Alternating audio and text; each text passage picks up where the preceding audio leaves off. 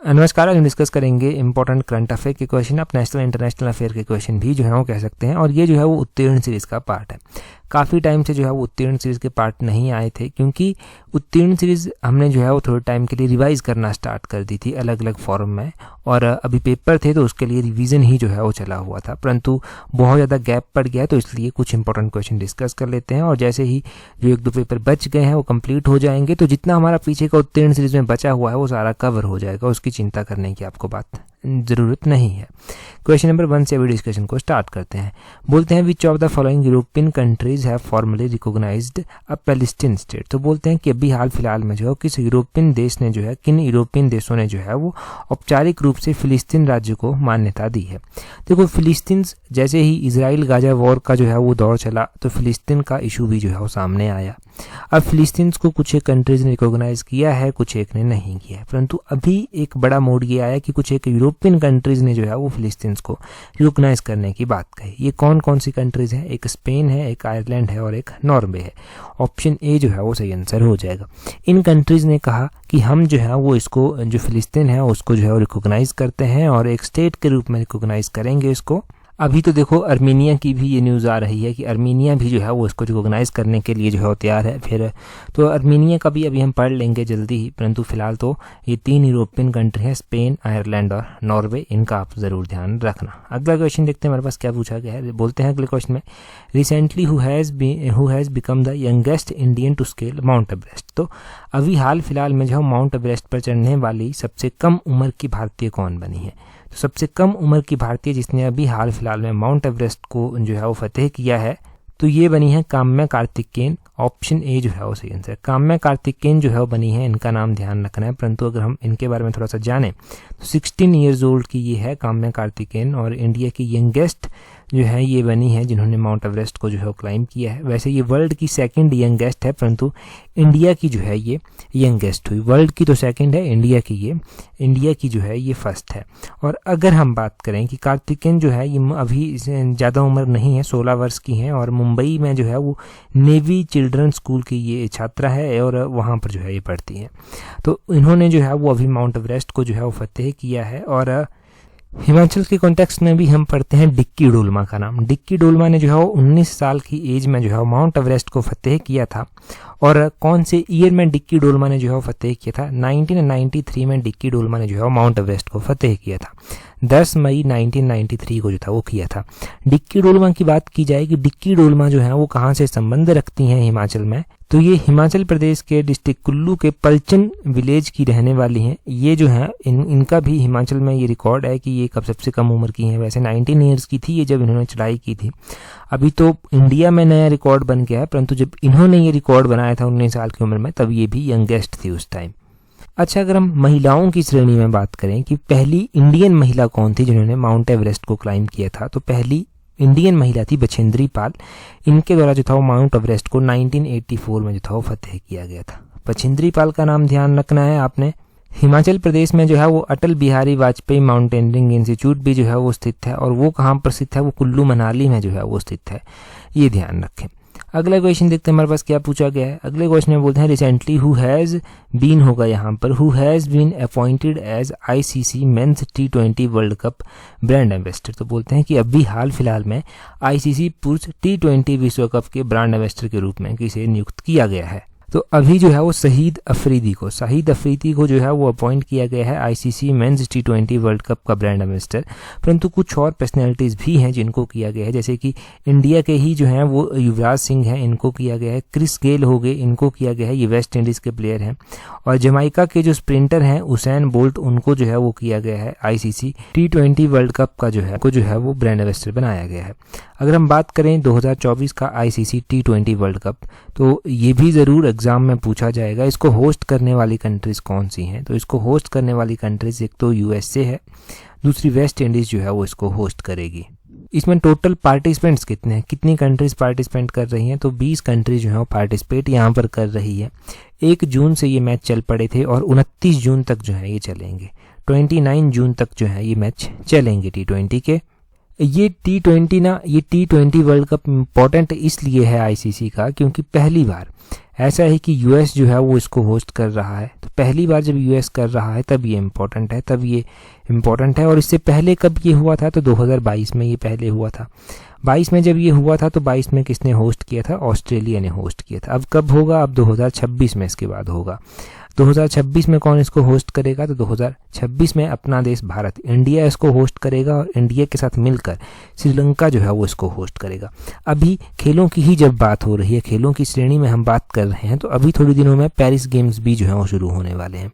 Paris Olympic games की अगर हम बात करें तो यहाँ से क्वेश्चन ये बनेगा कि 2024 के जो समर ओलंपिक्स जो होंगे उनको होस्ट कौन करेगा, तो उनको पेरिस में फ्रांस जो है वो होस्ट करेगा। ये आपने ध्यान रखना है। और ये जुलाई 26 को स्टार्ट हो जाएंगे, अगस्त 11 तक जो है ये चलेंगे। और यहाँ पर जो भी मेडल टैली बनकर आएगी वो इम्पोर्टेंट होगी, और फाइनल जब भी मेडल टैली बन जाएगी वो हम डिस्कस कर लेंगे, वो चिंता का विषय नहीं होगा। अगला क्वेश्चन देखिए, हम बोलते हैं recently who has became the first women helicopter pilot of Indian navy. तो बोलते हैं कि अभी हाल ही में भारतीय नौसेना की पहली महिला हेलीकॉप्टर पायलट कौन बनी है। तो भारतीय नौसेना है, इंडियन नेवी है, उसकी जो पहली महिला हेलीकॉप्टर पायलट बनी है, तो पहली महिला हेलीकॉप्टर पायलट जो है वो बनी है Anamika B Rajeev. Option A जो है वो सही आंसर हो जाएगा। अनामिका बनी है, इनका नाम आपने ध्यान रखना। कोई भी महिला जब डिफेंस में इस तरह की अचीवमेंट जो है वो हासिल करती है तो उनका नाम इंपॉर्टेंट हो जाता है। जैसे कि अभी क्या क्वेश्चन एग्जाम में पूछा गया था, तो अभी एग्जाम में पूछा गया था कि इंडियन आर्मी में जो है वो पहली महिला सूबेदार कौन बनी है। तो वो जनवरी 2024 में बनी थी। जनवरी 2024 में वो जिनका नाम था प्रीति राजक जो था वो बनी थी। तो वो भी क्वेश्चन इंपॉर्टेंट है, प्रीति राजक जो था वो बनी थी।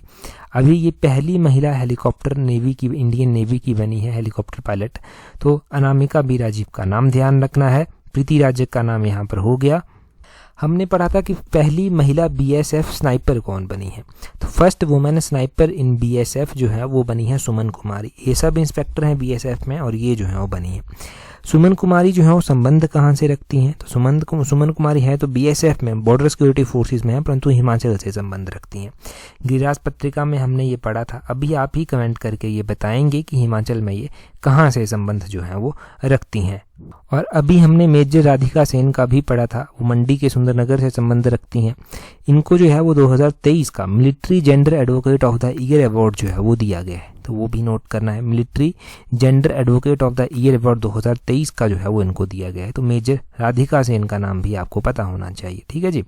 तो ये इंपॉर्टेंट क्वेश्चन हो गए हमारे सारे के सारे, जो भी महिलाओं से रिलेटेड अभी तक हमने इंपॉर्टेंट रिवाइज किए हैं, पढ़े हैं, वो हमने अभी एक बार फिर से जान लिए। अगले क्वेश्चन में बोलते हैं who is current CM of Sikkim. तो जैसे ही 18वीं लोकसभा के इलेक्शन अभी हुए तो कुछ एक स्टेट्स में भी साइमल्टेनियसली जो था वो इलेक्शन हुए, वहाँ पर सीएम बनाए गए। तो सीएम सिक्किम के जो हैं वो कौन बने हैं।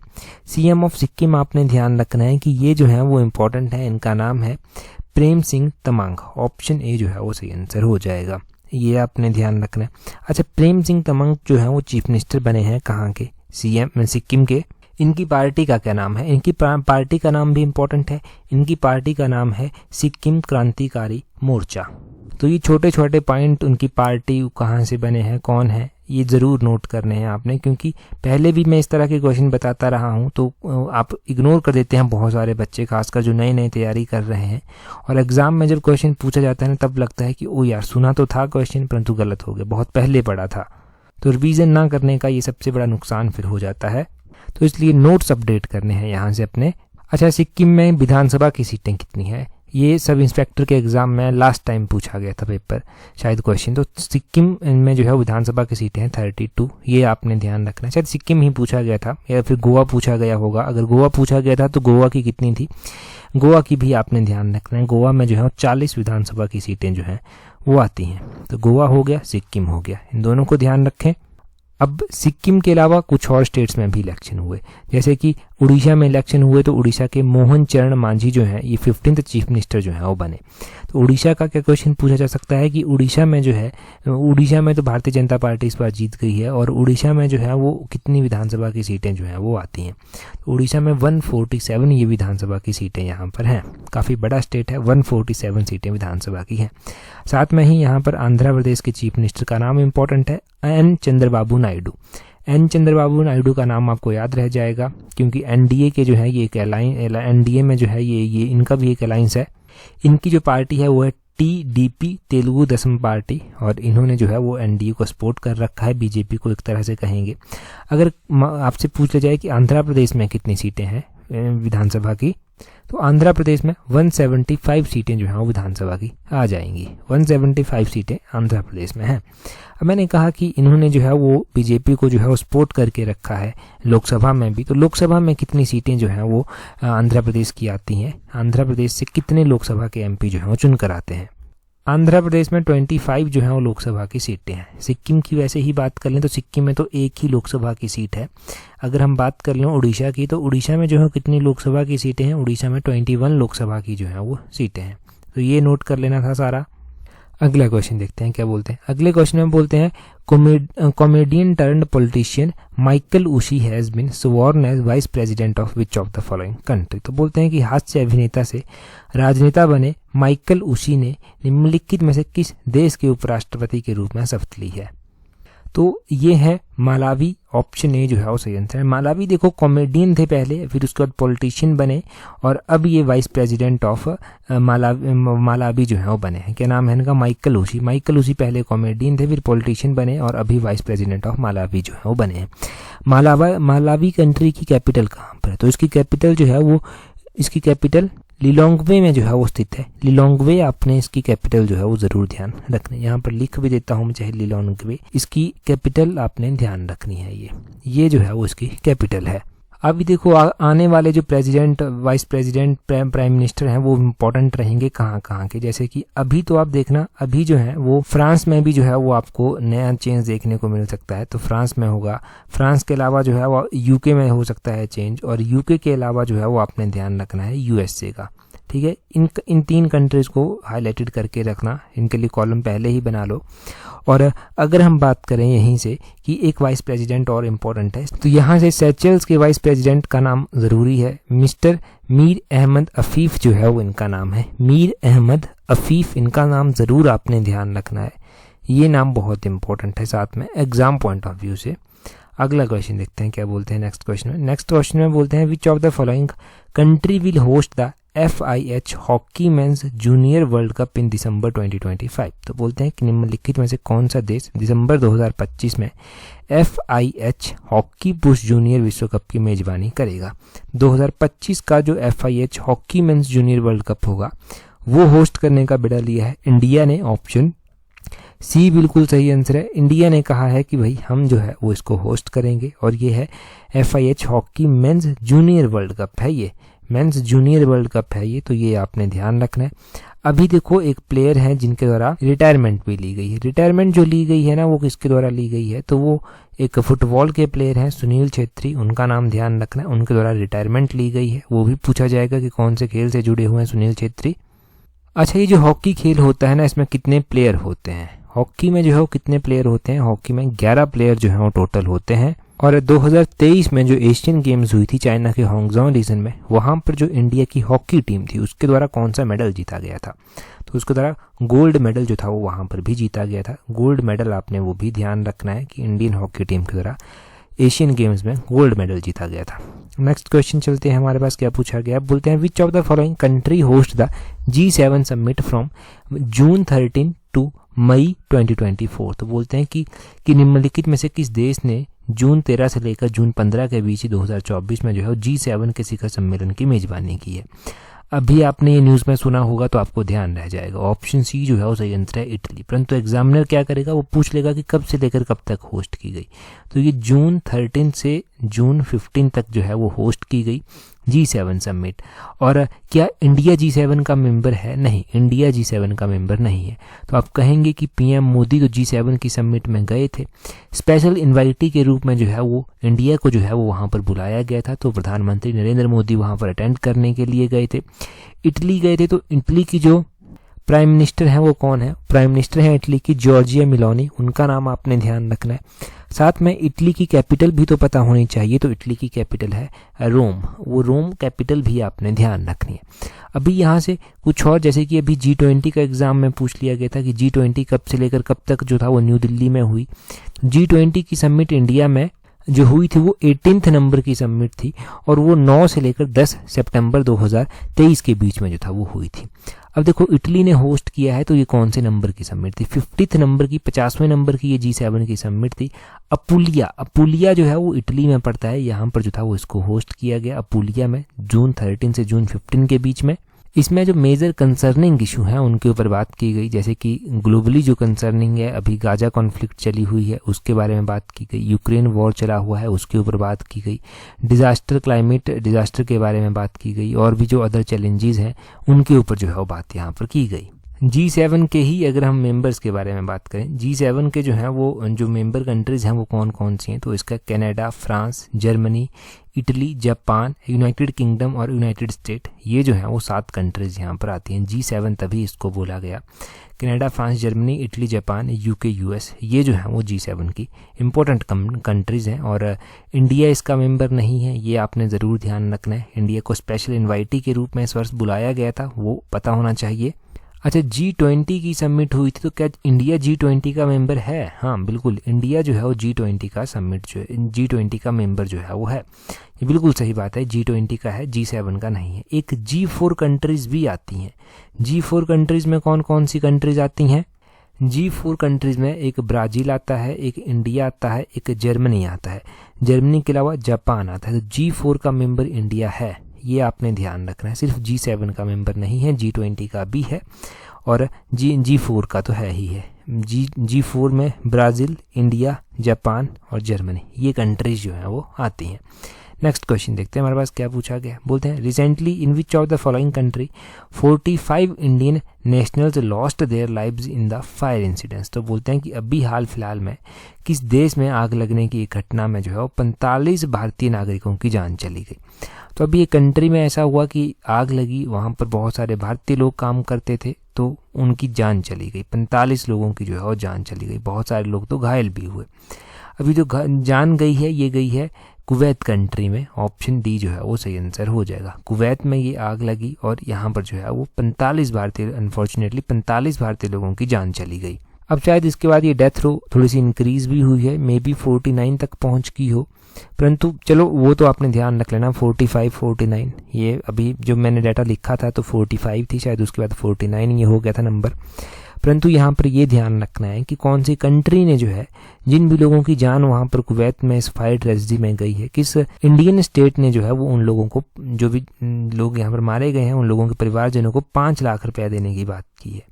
तो ये घोषणा जो है वो केरल सरकार के द्वारा की गई है। केरला के काफ़ी लोग यहाँ पर थे, तो केरल सरकार ने जो है ये घोषणा की है कि 5 लाख रुपये फाइनेंशियल असिस्टेंस उन फैमिलीज़ को दी जाएगी जो इस कुवैत फायर ट्रेजेडी में जो है वो मारे गए हैं।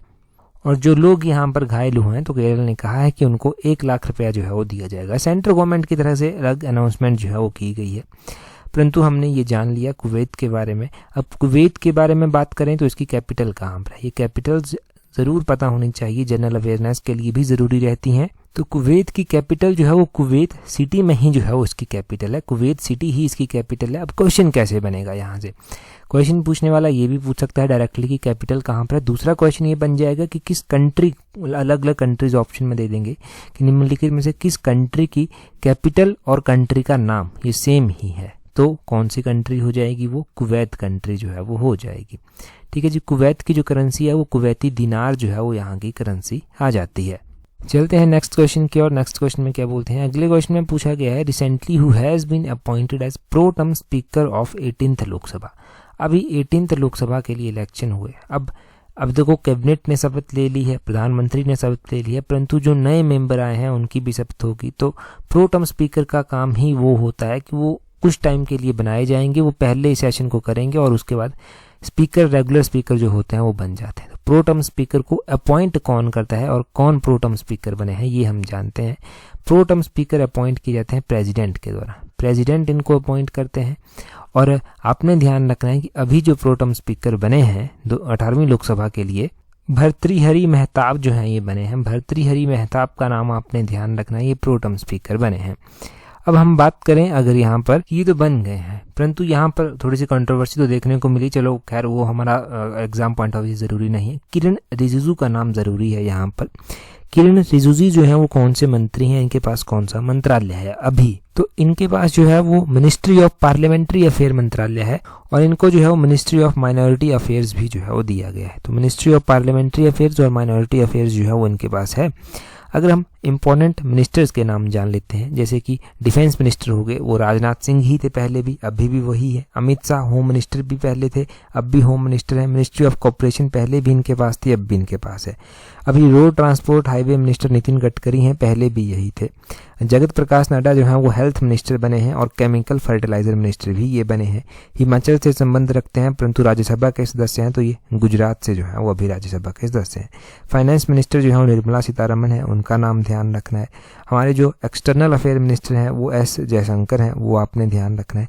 अभी जो एग्रीकल्चर मिनिस्टर बने हैं और रूरल डेवलपमेंट मिनिस्टर बने हैं वो शिवराज सिंह चौहान जो है वो बने हैं, उनका नाम ध्यान रखना है। Housing and urban affair minister और मिनिस्टर ऑफ पावर कौन बने हैं, तो ये मनोहर लाल जो है वो बने हैं, उनका नाम आपने ध्यान रखना है। Minister of commerce and industry जो है वो किसको बनाया गया है, तो ये श्री पीयूष गोयल जी को बनाया गया है, उनका नाम ध्यान रखना है। मिनिस्टर ऑफ हैवी इंडस्ट्रीज और स्टील किसको बनाया गया है, तो वो HD कुमारस्वामी को जो है वो बनाया गया है। मिनिस्टर ऑफ एजुकेशन कौन है, अभी पेपर लीक हुए तो वो धर्मेंद्र प्रधान जो है वो है, वो भी आपने उनका नाम ध्यान रखना है। तो और भी बहुत सारे मिनिस्टर हैं, जैसे कि MSME मिनिस्टर हो गए, micro small medium enterprise minister, तो वो जीतन राम मांझी जो है वो बने हैं। मिनिस्टर्स की लिस्ट लंबी है परंतु इंपॉर्टेंट मिनिस्टर्स उनके पास कौन कौन सी मिनिस्ट्रीज हैं ये हम पढ़ते रहेंगे आने वाले टाइम में भी, और न्यूज़पेपर में भी जब आप पढ़ेंगे तो रिवाइज होता रहेगा और ये चीज़ें नहीं भूलती। फिर अगला क्वेश्चन देखें, उससे पहले देखो, अगर आप तैयारी पेपर 1 की कर रहे हैं तो पेपर 1 के लिए टेस्ट सीरीज का लिंक नीचे डिस्क्रिप्शन बॉक्स, कमेंट बॉक्स में दिया गया है। अच्छा मौका है अभी पेपर 1 के लिए तैयारी करने का, जिनका भी पेपर 1 है अभी, कोई भी किसी भी सब्जेक्ट का है चाहे, क्योंकि देखो जिनके हो गए उनका तो उसमें चला गया, परंतु जिनके पास मौका है वो इस अपॉर्चुनिटी को अवेल कर सकते हैं डेफिनेटली। तो टेस्ट सीरीज का लिंक नीचे डिस्क्रिप्शन बॉक्स, कमेंट बॉक्स में दिया गया है।